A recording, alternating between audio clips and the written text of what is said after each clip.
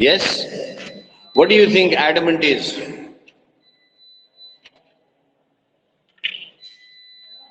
Come on, guys. What do you think adamant is? Sir, to change someone mind. To Sorry? change someone mind. To change someone mind. To change someone's mind. Actually, Disha, adamant means जिद करना या अटल रहना अपनी बात पे. That is adamant. यानी अपनी ही बात पे डटे रहना. That is adamant. It's a very nice word to use. अक्सर होता है ना कि अरे ये लड़का बड़ा जिद्दी है. So he is very adamant. He is much adamant और ही इज एडमेंट. ठीक है. सो गांधी जी अपनी उस बात पर जो उन्होंने 50% कोट कर दिया, अपनी उस बात पर गांधी जी बिल्कुल एडमेंट हो गए. यानी जिद कर लिया उन्होंने कि नहीं, बस 50% तो 50%. ठीक है. ये बात बताते हैं हमको रेवरेंड यानी respected reverend J.Z. Hodge, a British missionary in Champaran. एक ब्रिटिश मिशनरी के बंदे हैं. मिशनरी जानते हैं ना, ये लोग जो मिशनरी स्कूल्स वगैरह में होते हैं, जो लोग घर घर बार अपना त्याग देते हैं और रिलीजन की सेवा के लिए आते हैं. उस तरह के लोगों को मिशनरी कहते हैं. ठीक है. तो ब्रिटिश मिशनरी इन चंपारण एक बंदा था जिसका नाम J.Z. हॉज था. Who observed the, उन्होंने पूरे एपिसोड को, इस पूरी कहानी को बड़े करीब से ऑब्जर्व किया है, देखा है. तो वो बताते हैं ये बात. Thinking probably that he would not give away, the representatives of the planters offered to refund to the extent of 25, observed. Thinking probably he would not give away, the representative of the planters offered to refund the extent of 25%. And to his amazement, Mr. Gandhi took him at his word, thus breaking the deadlock. तो क्या हुआ कि गांधी जी अपनी बात पे बहुत ज्यादा डटे रहे. 50% पे पहले उन्होंने कहा 50% चाहिए, लेकिन फिर जब जो बड़े बड़े लैंडलॉर्ड्स वगैरह थे, उन लोगों ने अपनी तरफ से कहा कि 25% देंगे, उससे ज्यादा हम लोग नहीं देंगे. तो इन लोगों ने सोचा था कि गांधी जी ने 50% कहा पहले, तो जिम्मेदार 50% के कहने के वो खुद हैं. दूसरे उन लोगों ने अपनी तरफ से 25% का ऑफर दिया और ये सोचा कि गांधी जी इस 25% को मना कर देंगे. तो फिर लोगों में जो बात जाएगी वो ये जाएगी कि गांधी जी ने एक तो आधा पैसा मांगा और उसके बाद जब ये लोग कुछ देने के लिए राजी हो रहे थे तो गांधी जी ने मना कर दिया. यानी जिम्मेदारी किसकी हो जाएगी? पूरी की पूरी जिम्मेदारी गांधी जी की हो जाएगी. एग्जैक्टली. तो यानी कि वो एक तरीके से उनको फंसाने के चक्कर में थे कि उनकी इमेज को शेयर क्रॉपर्स के बीच में, पीजेंट्स के बीच में खराब कर दें कि ये अपनी मनमानी कर रहा है और इसने ही बड़बड़ करके 50% पे पहले ऑफर दिया और अब हम लोग कुछ अगर कह रहे हैं तो ये मान भी नहीं रहा है. ठीक है. लेकिन गांधी जी ने उस बात को मान लिया वैसे का वैसा ही. 25% की वाली बात को गांधी जी ने मान लिया, thus breaking the deadlock. What do you mean by deadlock?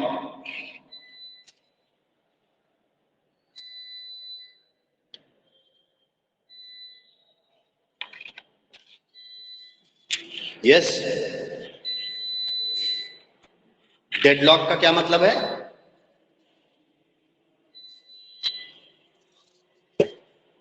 हाँ जी बताइए.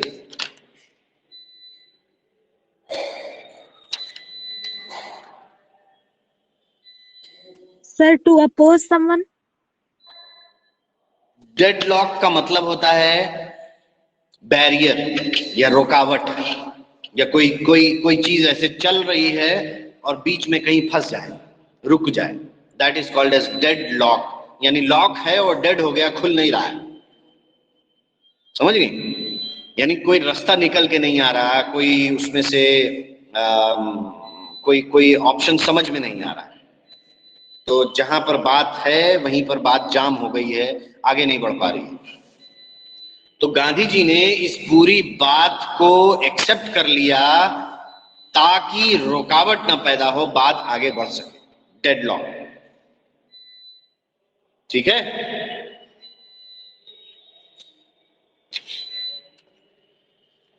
सो ऐसे करके गांधी जी ने 25% पे अग्री कर लिया, और इन लोगों ने सोचा था कि गांधी जी मना कर देंगे और हमको कुछ नहीं देना पड़ेगा और बदनामी भी गांधी जी की हो जाएगी, लेकिन गांधी जी ने उस 25% को एक्सेप्ट कर लिया और अग्री कर लिया। So this settlement was adopted unanimously by the commission. Unanimous यानी सब लोग मिल करके, इकट्ठा। तो the settlement was adopted unanimously, सब लोगों ने मिल करके, उस कमीशन के सारे लोगों ने मिल करके इस प्रपोजल को, इस सेटलमेंट को अग्री कर लिया, मान लिया। Gandhi explained that the amount of refund was less important. और गांधी जी एक्सप्लेन करते हैं, अब देखिए आगे बताते हैं, यहां अंडरलाइन कर सकते हैं कि वो 25% इतने कम अमाउंट पे क्यों मान गए। क्योंकि ही explains that the amount of the refund was not important, कि कितने पैसा वापस मिल रहा है ये इंपॉर्टेंट नहीं था, बल्कि इंपॉर्टेंट क्या था, than the fact that the landlords had been obliged to surrender part of the money, कि हम लोगों ने मजबूर कर दिया लैंडलॉर्ड्स को उस पैसे का कुछ अमाउंट सरेंडर करने के लिए। यानी उनको ये जता दिया कि तुम गलत थे, तुमने एक्सप्लॉयटेशन किया अब तक, और तुम कुछ अमाउंट तो पहले वापस करना शुरू करो। ठीक है। तो ये जता दिया उन लोगों ने और उनको कुछ पैसा सरेंडर करने का अग्री करा लिया। And with it part of IndiGo their prestige. और वो पैसा इंपॉर्टेंट नहीं था, बल्कि वो पैसा कहां से आता था, इंडिगो से। इंडिगो से वो पैसा आता था। पहले इंडिगो की जो भी बुआई होती थी उसका पूरा का पूरा पैसा किसके पास जाता था, लैंडलॉर्ड्स के पास। और अब उस पैसे में से 25% गांधी जी ने अग्री करा लिया कि वो पीजेंट्स के पास आएगा। ठीक है। और वो इंडिगो एक तरीके से ब्रिटिशर्स की इज्जत वाली बात थी, है ना, क्योंकि वो इंडिगो पे ही खेल रहे थे, वही इंपॉर्टेंट क्रॉप था, वही उस वक्त का सबसे महंगा क्रॉप था। तो गांधी जी ने अग्री करा लिया उन लोगों को कि ये जो है, आप लोग इस इंडिगो को, जिसको इतना अहमियत देते हैं, इतना इंपॉर्टेंट मानते हैं, और दुनिया में जिसकी बहुत ज्यादा वैल्यू है, उसमें से 25% आप गरीब मजदूरों को देंगे। ठीक है। Therefore, as far as the peasants were concerned, जहां तक पीजेंट्स की बात है, गरीब मजदूरों की बात है, the planters had behaved as lords above the law, के जहां तक गरीब मजदूरों की बात है, जो अब तक ये बड़े बड़े प्लांटर्स थे, बड़े बड़े ये जमीन के मालिक लोग थे, ये अब तक एक तरीके से भगवान की तरह बिहेव करते थे, अपने आप को गॉड समझते थे, अपने आप को लॉर्ड समझते थे, अपने आप को पूरा मालिक समझते थे। Now the peasant saw that he had rights, and the peasant saw that he had rights and defenders. He learned courage. Important, he learned courage. यहां पर ही कौन है इस लाइन में, he learned courage में, ही कौन है? करेज का मतलब साहस। साहस। और ही कौन है इन लाइनों में, इस पर्टिकुलर लाइन में, ही लर्नड करेज में?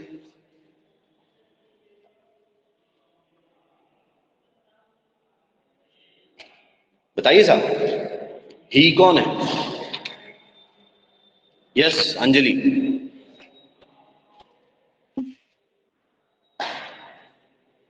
Anybody else? Sir anybody? peasants? Sorry, peasants. Peasants, you said?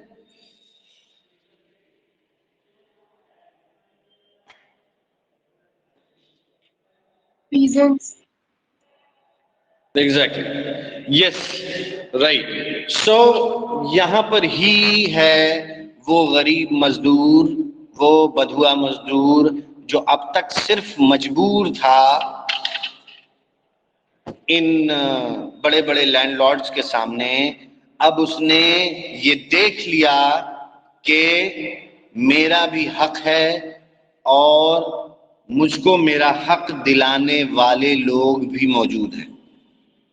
यानी मैं अकेला नहीं हूं, हम लड़ाई लड़ सकते हैं, हमारा अपना हक बनता है और हमको हक दिलाने वाले लोग भी मौजूद हैं। ठीक है साहब? तो ये इन गरीब मजदूरों को समझ में आ गया, है ना? Now the peasant saw that he had rights and defenders. तो उसने ये देख लिया, गरीब मजदूर ने ये देख लिया कि उसके हक हैं और उसके पास उस हक को दिलाने वाले लोग हैं, और अब उसके अंदर साहस पैदा हो गया। यानी अब वो गवर्नमेंट के खिलाफ खड़ा हो सकता है, उससे लड़ सकता है। तो ये जो मैसेज दे दिया गांधी जी ने इस पूरे एपिसोड से, उनकी बात को, अपनी बात को मनवा लिया उनसे, उनकी गणित में नहीं फंसे, उनकी पॉलिटिक्स में नहीं फंसे, and he convinced them, he pressurised them and got this small amount though in terms of money, but a great message that the peasants also have rights and they also have people who are standing beside them who will get freedom for them or who will fight for them, and that is how they became courageous. They learned to be brave, to stand against the British government and to stand up and speak for their own rights. Yes?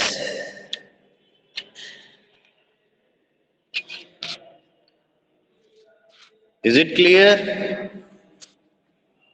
Yes, sir. Great. So time is up? I think so. What's the time? Do we still have time for this class? Or is the time up? Yes, class? Sir, 11:08. It's 11:08 and our time is up till? So 5 minutes more. 5 minutes more? Okay, great. Let's quickly do one more paragraph then. So, yes, what is the next paragraph? So, events justified Gandhi's position. Within a few years, the British planters abandoned their estates, which reverted to the peasants. Indigo sharecropping disappeared. और जब ऐसा हो गया कि वो लोग कुछ percentage देने लगे, तो धीरे धीरे धीरे कुछ ही सालों में गांधी जी की वैल्यू बढ़ गई, पहली चीज। दूसरे ये कि धीरे धीरे कुछ ही सालों में जो ब्रिटिश प्लांटर्स थे, अब चूंकि उनको उतना मुनाफा नहीं हो रहा था, तो उन लोगों ने धीरे धीरे अपने उन जमीनों को छोड़ना शुरू कर दिया, अबेंडन कर देना शुरू कर दिया। अबेंडन का मतलब है छोड़ देना, है ना, लापरवाही से छोड़ देना, बिना केयर किए हुए छोड़ देना। ठीक है? तो उन्होंने क्या किया कि एबंडन कर दिया जमीनों को, और अल्टीमेटली जब एबंडन किया उन लोगों ने, तो वो तो यहाँ के थे नहीं, उन लोगों ने छोड़ दिया। तो जो लोग यहाँ पर मौजूद थे, यानी यहाँ के सिटीजन्स, उन लोगों को वो जमीनों का हिस्सा मिल गया अपने आप। ठीक है? उन लोगों को उस जमीन का हिस्सा अपने आप मिल गया। जो लोग उसको जोत रहे थे, बो रहे थे, उसकी केयर कर रहे थे, उनको वो जमीन का हिस्सा अपने आप, और वो उस पे उन लोगों ने कब्जा जमा लिया। तो धीरे धीरे शेयर क्रॉपिंग, जो इंडिगो शेयर क्रॉपिंग है, यानी इंडिगो की जो जुताई बुआई होती थी अधिया पे, यानी शेयर क्रॉपिंग यानी बांट करके जो बुआई और जुताई हो रही थी, वो धीरे धीरे बिल्कुल खत्म हो गई। ठीक है। Gandhi never contented himself with large political or economic solutions. He saw the cultural social backwardness in the Champaran villages. तो ये तो इन लोगों ने जीत लिया लड़ाई, ठीक है, लेकिन वहीं पर गांधी जी कंटेंट नहीं हुए। कंटेंट का मतलब होता है संतोष नहीं मिला उन्हें। एग्जैक्टली, संतोष नहीं मिला, यानी वो वहीं पर नहीं रुके, वो उनको वहीं तक जाकर के सेटिस्फैक्शन नहीं मिला, संतोष नहीं मिला। उन्होंने देखा कि ठीक है, ये तो टारगेट था, ये अचीव हो गया, लेकिन फिर उन्होंने ये भी ऑब्जर्व करा कि उस चंपारण विलेज में या चंपारण के विलेजेस में, गांवों में बहुत ज्यादा पिछड़ापन है, बैकवर्डनेस है, छुआछूत है, बहुत ज्यादा प्रॉब्लम्स हैं। तो उन्होंने क्या किया, he wanted to do something about it immediately, तो वो फौरन उसके लिए कुछ करना चाहते थे। So he appealed for teachers, Mahadev Desai and Narhari Parikh, two young men who had just joined Gandhi as disciples, and their wives volunteered for the work. तो उन्होंने टीचर्स से आग्रह किया, टीचर्स से रिक्वेस्ट किया, तो उनमें से दो लोग निकल करके आए, एक महादेव देसाई और दूसरे थे नरहरि पारिक। ये दोनों लोग ज्वाइन, उन लोगों ने गांधी जी को रिसेंटली ज्वाइन किया गया था, यंग एज के थे और अभी अभी रिसेंटली ज्वाइन किया था गांधी जी को। तो वो लोग आगे आए और उनकी बीवियां भी, उनकी जो वाइफ्स थी वो भी आगे आई और उन सब लोगों ने वॉलंटियर कर दिया। वॉलंटियर का मतलब होता है, वॉलंटियर का क्या मतलब होता है साहब? वॉलंटियर का मतलब होता है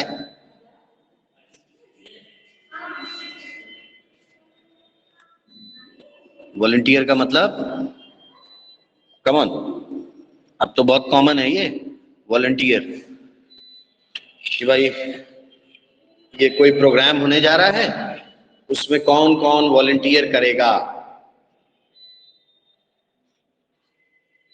कोई सिंगिंग प्रोग्राम हो रहा है, कौन कौन वॉलंटियर करेगा। अपनी मर्जी से शामिल होना, अपनी मर्जी से आना साथ में, that is called as volunteer. तो इस काम के लिए उन दो टीचर्स ने और उनकी दोनों वाइफ्स ने वॉलंटियर कर दिया कि हम लोग साथ में ये काम करेंगे। सेवरल मोर केम,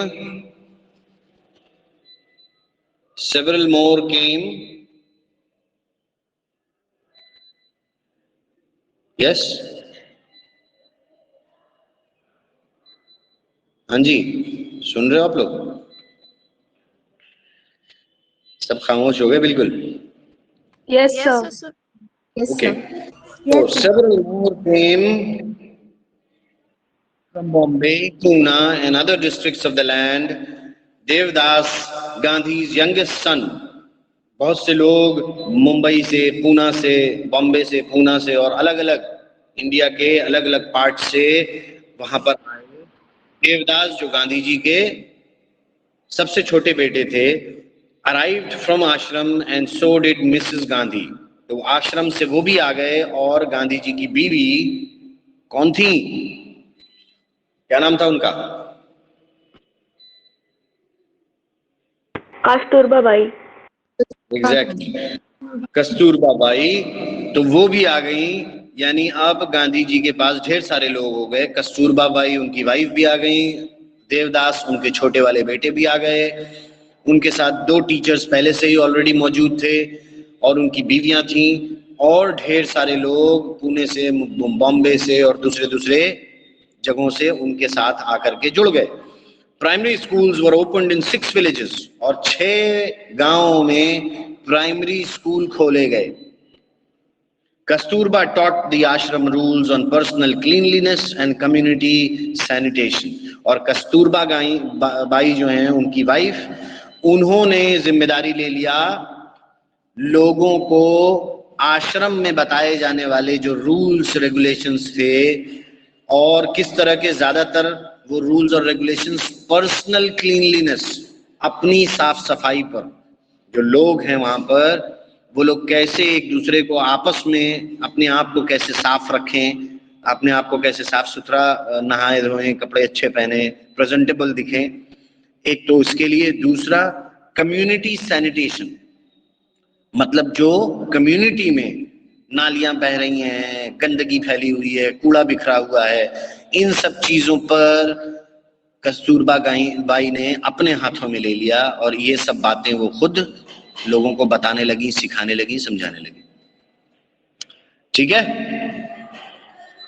चलिए, so that is all, will do it tomorrow, the following would be done tomorrow. ठीक है, Thank you, sir. Okay, thank you, take care, bye bye.